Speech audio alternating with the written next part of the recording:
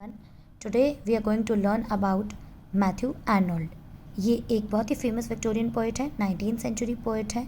और आज हम इनके बारे में डिस्कस करेंगे, इनकी बायोग्राफी के बारे में डिस्कस करेंगे, इनके वर्क्स के बारे में डिस्कस करेंगे. और बहुत ही शॉर्ट वीडियो में हम इनकी सारी समरी पढ़ लेंगे जो कि एग्जाम पॉइंट ऑफ व्यू से इम्पॉर्टेंट है. ठीक है, तो सबसे पहले हम लर्न करते हैं ये कि मैथ्यू आर्नोल्ड कब when he was born, where he was born, ये हम सबसे पहले पढ़ते हैं. ठीक है, तो सबसे पहले हम पढ़ते हैं when he was born in 1822. ठीक है, और कब born on the Christian eve in 1822. और कहाँ पे? Born at Laleham, England. ठीक है, इसके अलावा we have to focus that he is a 19th century poet, and not only poet, he was a critic also. So he is not only a poet as well as critic, right?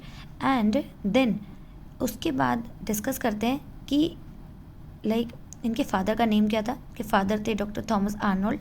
ठीक है, he was the eldest son of most famous doctor Arnold, जो कि एक school master थे. ठीक है, और mother इनकी कौन थी? Mary Penrose Arnold. ठीक है, ये तो बहुत ही इंपॉर्टेंट है. बायोग्राफी अगर हम पढ़ रहे हैं किसी राइटर की, तो हमें ये तो पता ही होना चाहिए कि वो 19th सेंचुरी पोइट हैं या कौन सी एज को बिलोंग करते हैं. तो here Matthew Arnold belongs to Victorian era, and he was a 19th century poet, and he was born in 1822. He was a poet and a critic. ठीक है, he was born on Christian Eve in 1822. Then he was the eldest son of his parents. ठीक है, इसके बाद देखते हैं आगे. he went to school at लालेहम.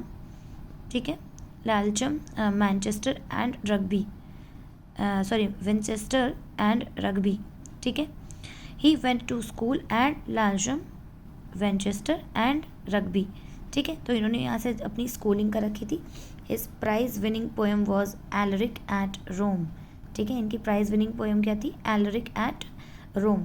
And it was award winning. ठीक है, 1840 में इन्होंने मेट्रिकुलेशन किया था. एंड फ्रॉम कौन से कॉलेज से किया था? Balliol college Oxford.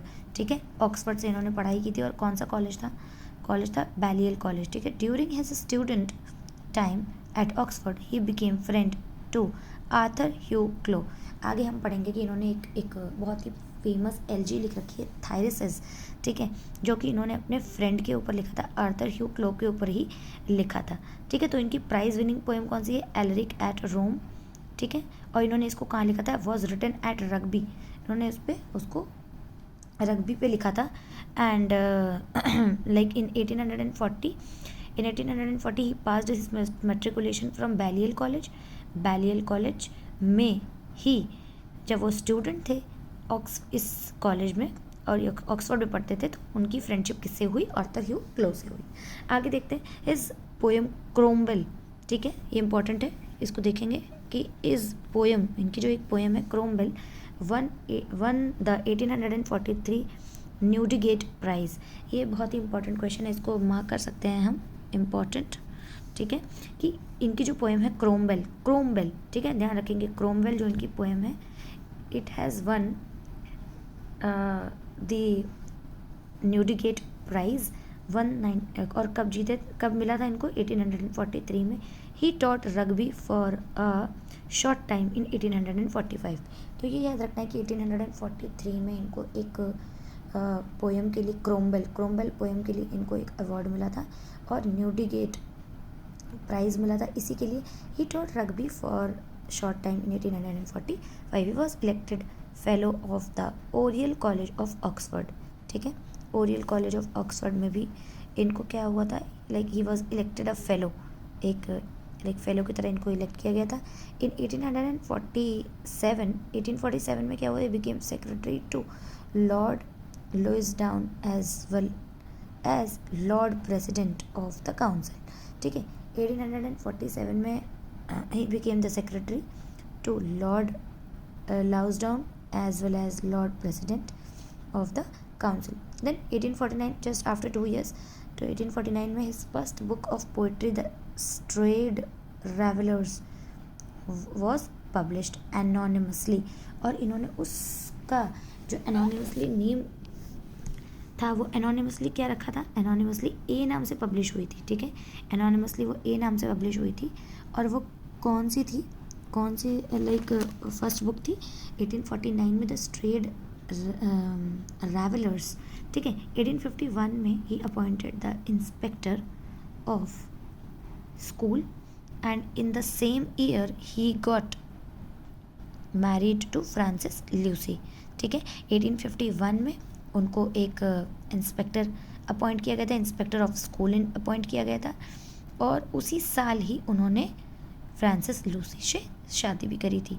He was very much devoted to his wife and called her flu, ठीक है, उसको क्या कहते थे, फ्लू कहते थे।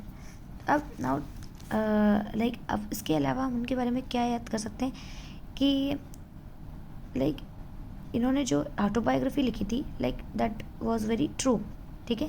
सो truth about an author is his autobiography to write something. जिस भी चीज़ों के बारे में ये लिखते थे ऑटोबायोग्राफी, मतलब इन्होंने अपने खुद के बारे में जो भी चीज़ लिखी है वो बहुत ही true, to the point and बहुत ही इलेबोरेटेड फॉर्म में लिखी हुई है। अकॉर्डिंग टू विलियम वर्ड्सवर्थ क्या कहते हैं, the secret of nature is joy, according to Wordsworth, ठीक है। अकॉर्डिंग टू वर्ड्सवर्थ जो है वो नेचर का सीक्रेट क्या है, is like Joy, the secret of nature is Joy. लेकिन उसी पे अगर हम मैथ्यू आर्नोल्ड की पोइट्री के बारे में अगर इनका डिस्कशन करें कि इनके क्या विचार थे उसके लिए, लाइक क्या थॉट प्रोसेस था इनका, तो according to Matthew Arnold the secret of nature is peace. तो ये कहते थे कि नहीं, सीक्रेट ऑफ नेचर क्या है, वो पीस है। और वर्ड्सवर्थ क्या कहते थे, secret of nature is Joy, ठीक है। सो rejuvenation and to the gypsy child shows that he was a disciple of Wordsworth। और जब रिजाइनेशन और इनके जिप्सी चाइल्ड के बारे में अगर हम देखते हैं तो ऐसा लगता है हमें कि वर्ड्सवर्थ के बहुत ही ज़्यादा like he was a disciple of Wordsworth. तो Arnold prefers nature silence to her voice, और अकॉर्डिंग टू आर्नोल्ड क्या कह सकते हैं, आर्नोल्ड के अकॉर्डिंग क्या था कि religion is morality touched with emotions. Religion क्या है, एक मोरालिटी है that is touched with emotions. Arnold ने अमेरिका विज़िट की थी 1883 में।